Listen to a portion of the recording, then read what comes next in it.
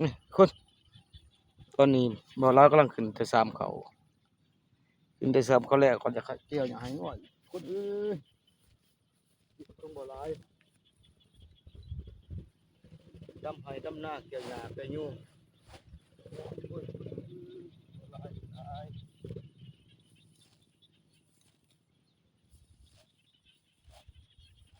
ลุกหลานคนเอ้ยเจ้าน่ะลุก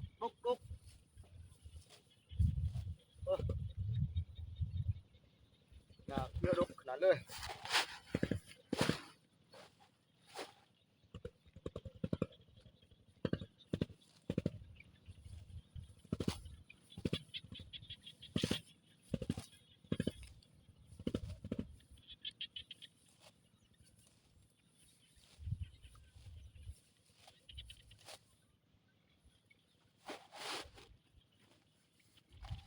ชีวิตโง่เศร้านะ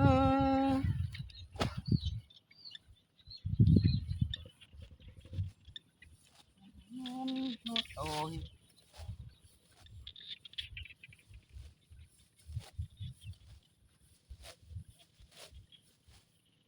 ชีวิตโง่เศร้านะ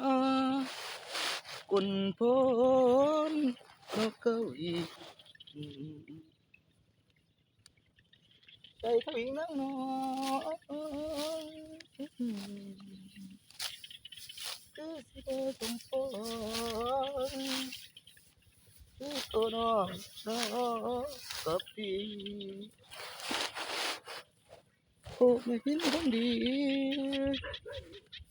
ที่เจ้าหน้าตำตายจะคอยน้องเอาบนนอนเอ้ยเอ้ย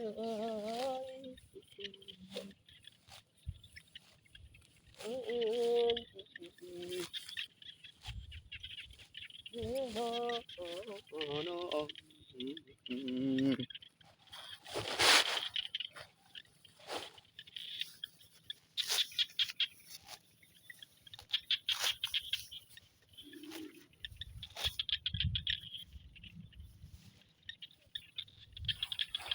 เยอะสุดต่อหลายคนเอ้ย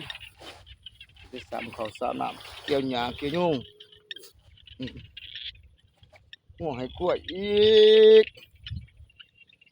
จะได้กลับบ้านแล้วหา6 โมงแรง